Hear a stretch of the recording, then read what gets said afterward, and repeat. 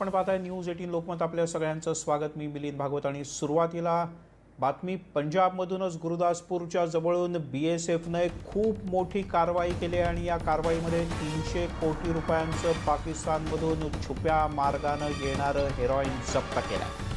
बीएसएफच्या 10व्या बटालियनने ही जबरदस्त कारवाई केली आणि पाकिस्तानातून तस्करीच्या हेरोईनची ही खेप आली होती. 60 पॅकेट्स हेरोईन होतं आणि हे बीएसएफच्या जवानांनी जप्त केलं आहे. प्रशांत लीला रामदास आपले प्रतिनिधी आपल्यासोबत आहेत. प्रशांत, मोठी कारवाई पुन्हा एकदा. बरं, एक मोठी कारवाई झालेली आहे. भारत पाकिस्तान सीमेवरील गुरुदासपूर जिल्हा आहे, तिथे पाकिस्तानच्या दिशेतून जे हिरोईन घेऊन काही लोक हे भारतीय सीमांमध्ये येण्याच्या प्रवेशात होते, त्यावेळेस ज्या पद्धतीने पंजाब पोलीस आणि बीएसएफने जी कारवाई केली, या कारवाईमध्ये जवळपास 300 कोटी रुपयाचं हेरोईन जप्त झालेलं आहे.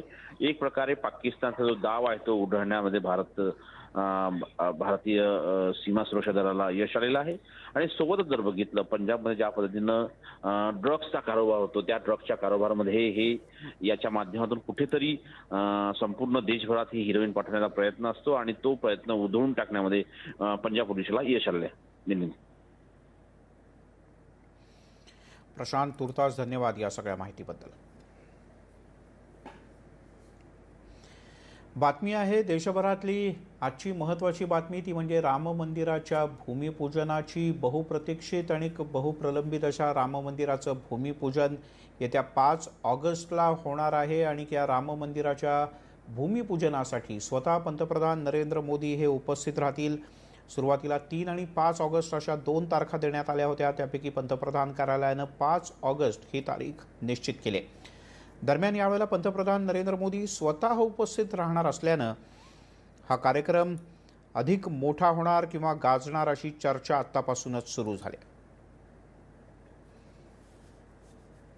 दरम्यान राष्ट्रवादी काँग्रेसचे अध्यक्ष शरद पवार यांनी या कोरोनाच्या काळात राम मंदिराच्या भूमिपूजनाच्या मुद्द्यावरून मोदींवर टीका केली. की कोणत्या गोष्टीला महत्त्व द्यायचं, प्राधान्य द्यायचं, याचा निकाल प्रत्येक वेळेला घेत असतो. आम्हाला असं वाटतं की कोरोनामध्ये सापडलेले लोक आहेत, त्यांना कसं बाहेर काढायचं, त्या कामाला आपण प्राधान्य देऊ.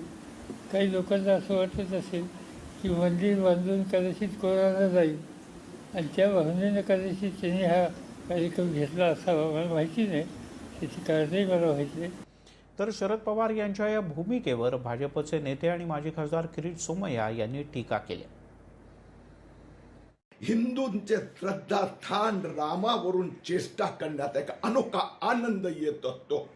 मी शरद पवार साहेबांना प्रश्न विचारू इच्छितो. महाराष्ट्रात आपलं सरकार आहे, इथे कोरोनाची का आग लागली? 3 लाख पॉझिटिव्ह झाले महाराष्ट्रात. महाराष्ट्राच्या हॉस्पिटलमधून कोरोना मृतदेह गायब होतात. क्वारंटाईन सेंटरमधून कोरोना पेशंट अदृश्य होतात. क्वारंटाईन सेंटरमध्ये महिलांची छेडछाड होते, आत्महत्या होतात. त्याचं उत्तर द्या. पण नेमकी 5 तारीखच का निश्चित करण्यात आली, सांगतायत अभ्यासक दाखरू सोमय. 5 ऑगस्ट हा दिवस जो निवडला गेला त्याला दोन्ही प्रकारे महत्त्व आहे. पहिली गोष्ट म्हणजे भारतीय पंचांगाप्रमाणे वास्तुशास्त्राचे जे मुहूर्त सांगितले, तो 5 ऑगस्ट हा वास्तुशास्त्राचा त्या दिवशीचा मुहूर्त आहे.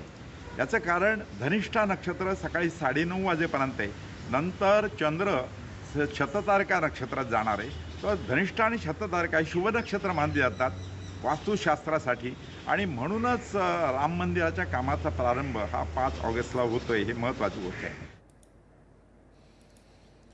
दरम्यान काँग्रेसनं राम मंदिराच्या विषयात कोणतीही प्रतिक्रिया न देता चीनच्या मुद्द्यावरून केंद्र सरकारला घेरण्याचा पुन्हा एकदा प्रयत्न केला.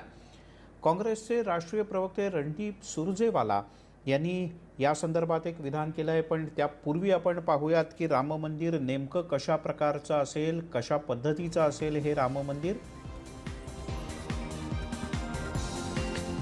राम मंदिराची लांबी 238 फूट असणार आहे, तर रुंदी 140 फूट आणि उंची असेल 161 फूट.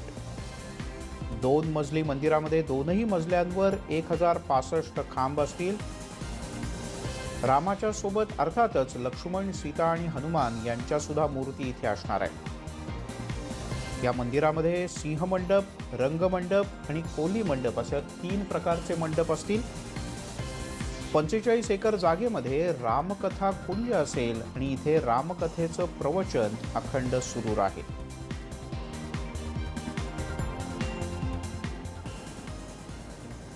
दरम्यान या विषयावर कोणतीही प्रतिक्रिया विचारली असता काँग्रेसनं आणि काँग्रेसचे प्रवक्ते रणदीप सुरजेवाला यांनी चीनच्या मुद्द्यावरून केंद्र सरकारला आणि पंतप्रधान नरेंद्र मोदी यांना लक्ष केलं. सीमेवरती भारतीय जवान शहीद झाल्यामुळेच भारत आणि चीन यांच्यातला वाद अधिक विकोपाला गेला असं सुरजेवाला यांनी म्हटलंय. भारत की सरजमी पर चीन की घुसपैठ लगातार बनी है. अब चीन ने दौलत बेग ओल्डी सेक्टर और डेप्सांग प्लेन्स में और उसके साथ साथ पेंगोंग सो इलाके में फिंगर 4 से फिंगर 8 तक लगातार कब्जा कर रखा है. भारत सरकार यथास्थिति बताने, नरेंद्र मोदी जी सच्चाई बताने की बजाय भ्रमजाल और मायाजाल में देश को बहका रहे हैं. देश के रक्षा मंत्री राजनाथ सिंह जी के 17 और 18 जुलाई 2020 के लेह और लद्दाख के दौरे के बाद उन्होंने स्पष्ट तौर से ट्विटर और अपने बयान में कहा कि भारत चीन की वार्ता से कोई हल निकलेगा या नहीं, इसकी कोई गारंटी नहीं है. दरम्यान काँग्रेसच्या वतीने एकूण 5 प्रश्न पंतप्रधान नरेंद्र मोदी आणि केंद्र सरकार यांना विचारण्यात आलेले आहेत आणि हे थेट प्रश्न विचारण्यात आले आहेत. भारताच्या हद्दीमध्ये घुसखोरी झाली नसल्याचा पंतप्रधान मोदी यांनी केलेला दावा का नाकारला जातोय? पंतप्रधानांनी सर्वपक्षीय बैठकीत खरी माहिती दिली नव्हती का? पुढचा प्रश्न विचारला, चीनसोबत चर्चा करून प्रश्न सुटण्याची कोणतीही शाश्वती नाही या संरक्षण मंत्र्यांच्या विधानाचा अर्थ काय आहे? सरकार हा प्रश्न सोडवू शकत नाही हे सरकारनं मान्य केलंय का? तिसरा प्रश्न विचारलाय, चीन अजूनही डेप्सांग सेक्टर आणि दौलत बेग ओल्डी सेक्टरमध्ये बांधकाम करतो आहे किंवा नाही? चौथा प्रश्न विचारण्यात आलाय काँग्रेसच्या वतीनं, चीननं अजूनही फिंगर 4 पासून फिंगर 8 मधील पेंगॉंग स्तो लेक या परिसरात कब्जा केलेला आहे का? आणि शेवटचा प्रश्न काँग्रेसनं उपस्थित केला आहे, आधीची परिस्थिती पुन्हा प्रस्थापित करण्याच्या दृष्टीनं चीन आणि भारतीय सैन्य सीमेपासून मागे पाठवण्यासाठी आणखीन किती वेळ लागणार? म्हणजे चीनला भारतीय सीमेपासून सैन्य मागे पाठवण्यासाठी आणखीन किती वेळ लागणार हाही प्रश्न उपस्थित करण्यात आला. आणखीन आता एक महत्त्वाची बातमी, संपूर्ण देशात कोरोनाचं सावट अद्यापही कायम आहे आणि या परिस्थितीत देशाच्या अनेक भागांमध्ये अद्यापही पुन्हा लॉकडाऊन जारी करण्यात येतोय. पण या लॉकडाऊनमुळे छोट्या व्यावसायिकांचं मात्र प्रचंड मोठं नुकसान होतंय. एका प्राथमिक अंदाजानुसार देशभरातल्या छोट्या दुकानदारांचं 15.5 लाख कोटी रुपयांचं नुकसान आतापर्यंत या लॉकडाऊनच्या काळात झालेलं आहे. सरकारनं मदत केली नाही तर 20% जास्त व्यावसायिकांना आपापली दुकानं बंद करावी लागतील असा एक अंदाज आहे. Confederation of all India traders यांनी ही माहिती दिली आहे. त्यामुळे देशातील छोटे दुकानदार खूप मोठ्या आर्थिक संकटात सापडले आहेत हेच यातून स्पष्ट होत आहे.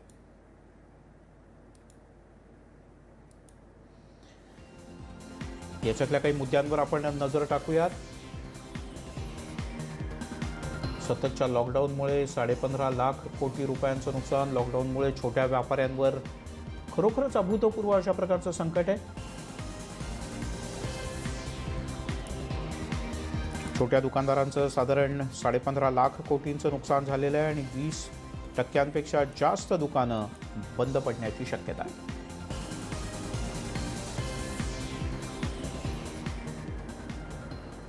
राष्ट्रवादी काँग्रेसचे अध्यक्ष शरद पवार हे वेगवेगळ्या भागांचा दौरा करत आहेत.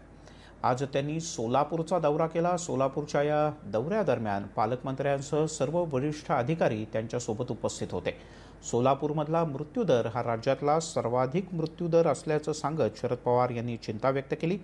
कोरोनाच्या स्थितीचा आढावा घेण्यासाठी हा दौरा होता. राज्याचे मुख्य सचिव अजोय मेहता येत्या 21 किंवा 22 तारखेला सोलापूरच्या स्थितीचा आढावा घेण्यासाठी प्रत्यक्ष येतील असंही पवार यांनी म्हटलंय. पवार यांच्यासोबत यावेळेला पालकमंत्री दत्ता भरणे आणि आरोग्यमंत्री राजेश टोपे हे देखील उपस्थित होते. सोलापूरचं सगळे पेशंटची एकंदर संख्या आणि मृत्युमुखी पडलेल्या लोकांची संख्या ही जर बघितली तर काळजी करण्यासारखी परिस्थिती आहे.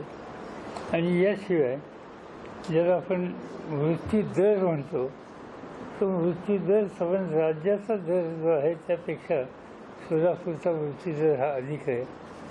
आणि त्याशिवाय डबलिंग रेट ज्याला म्हणतो की किती दिवसांनी, तर त्याच्यामध्ये सुद्धा सोलापूरचं चित्र हे जे महाराष्ट्रात 2-4 जिल्ह्याचं चित्र काळजी करण्यासारखं आहे, त्याच्यामध्ये सोलापूर होतं. राज्यातल्या दुधाच्या दराचा प्रश्न आता चांगलाच पेटणार असं आता स्पष्ट झालंय. कारण भाजप प्रणित विविध राजकीय पक्ष, संघटना आणि यासोबतच अन्यही काही संघटनांनी दुधाच्या मुद्द्यावरून आता आंदोलन करायला सुरुवात केली आहे. उद्या दूध दराच्या विरोधात राज्यभरात महायुतीच्या घटक पक्षांनी हाक दिले. जिल्हाधिकारी आणि तहसीलदारांना दूध पिशव्यांचं वाटप करत निषेध नोंदवला जाणार आहे. शेतकऱ्यांच्या खात्यावर 10 रुपये प्रति लिटर अनुदान जमा करावं, दूध भुकटीच्या निर्यातीसाठी प्रति किलो 50 रुपये अनुदान द्यावं आणि गाईच्या दुधाला किमान 30 रुपये भाव मिळालाच पाहिजे, अशा या आंदोलकांच्या प्रमुख मागण्या आहेत. भारतीय जनता पार्टीचं 1 ऑगस्टला ह्या विषयामध्ये आंदोलन आहे. आणि आमचं स्पष्ट मत असं आहे की प्रति लिटर 10 रुपये अनुदान सरकारने दिलं पाहिजे. कारण रेट हा मराठवाडा आणि विदर्भामध्ये 15, 16, 17पर्यंत खाली आलेला आहे. म्हणजे फुकट दूध दिलेलं परवडेल. दुधाला प्रति लिटर 30 रुपये दर मिळावा या मागणीसाठी दूध उत्पादकांचं आंदोलन महाराष्ट्रात तीव्र होत आहे. किसान सभा आणि दूध उत्पादक शेतकरी संघर्ष समिती या आंदोलनात संपूर्ण ताकदीनं सहभागी होणार आहे.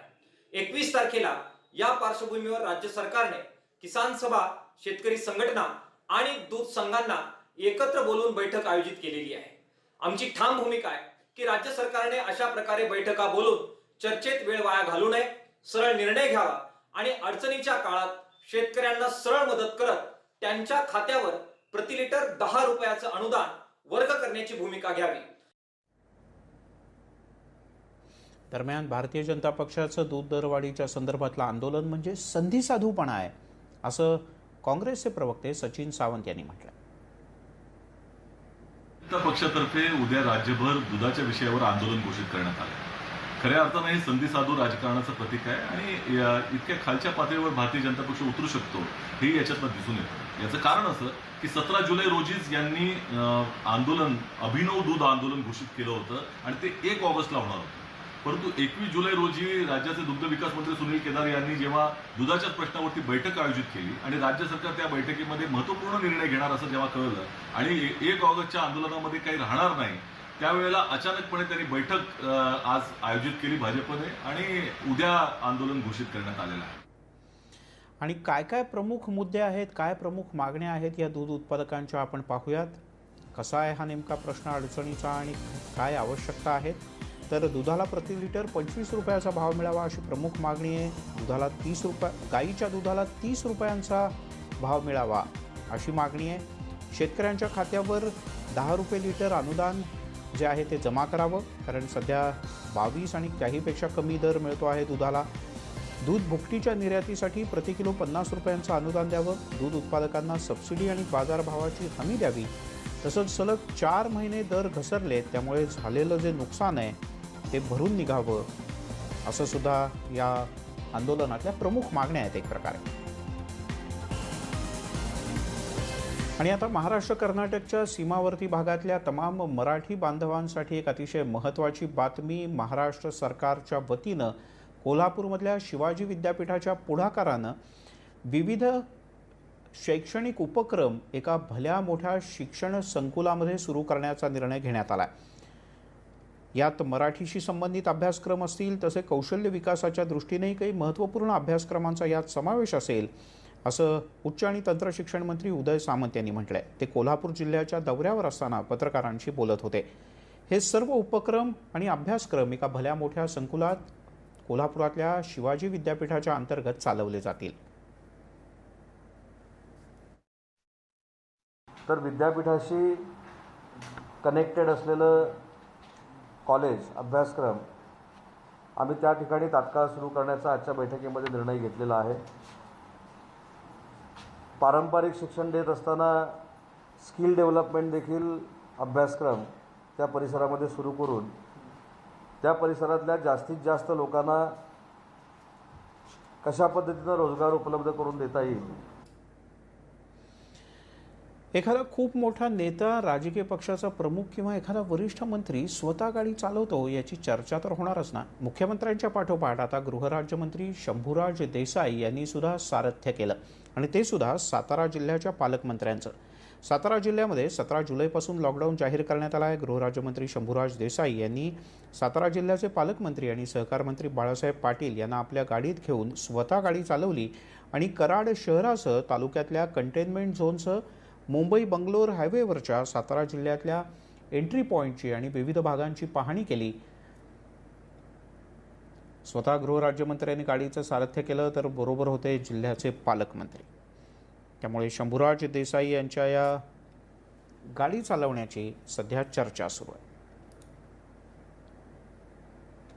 बुलेटिनमध्ये एक छोटासा ब्रेक घ्या, लगेचच परत येतो.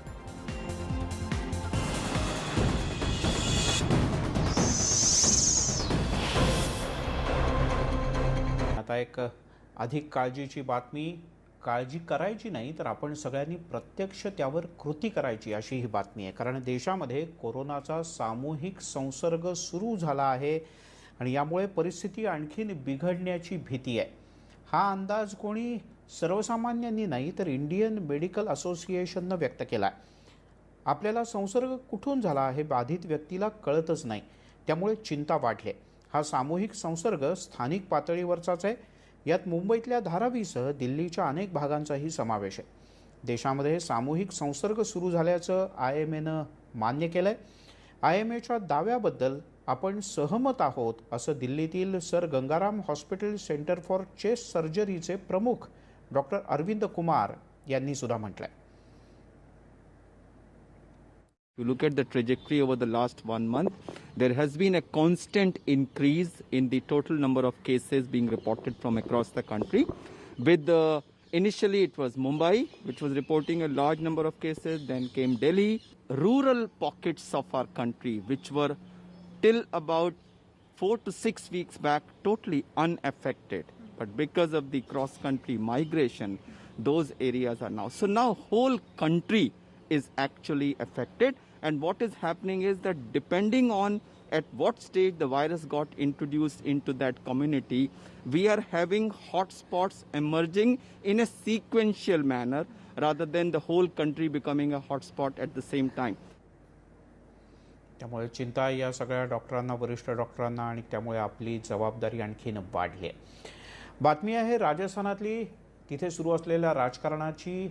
सचिन पायलट यांनी अद्याप आपले कोणतेही पत्ते उघडलेले नाहीत. राजस्थानातला राजकीय ड्रामा 10व्या दिवशी सुद्धा सुरूच राहिला. काँग्रेस आणि भाजपमध्ये सुरू असलेला सत्तेच्या रस्सीखेचाचा सामना सुरूच आहे. दोन्ही पक्षांकडून माइंड गेम सुरू आहे. बंडखोर आमदारांनी मानेसरच्या हॉटेलमध्ये भाजपचा पाहुणचार सोडून पक्षासोबत चर्चा करावी असं काँग्रेसनं म्हटलंय, तर भाजपनं राजस्थानमधलं गेहलोत सरकार हे जुगाडू सरकार असून अल्पमतातलं आहे असं म्हटलंय. बंडखोर आमदारांनी राजीनामे दिले तर राजस्थानमधलं सरकार कोसळेल असा दावाही भाजपचे राजस्थानचे प्रदेशाध्यक्ष सतीश पुनिया यांनी केला आहे.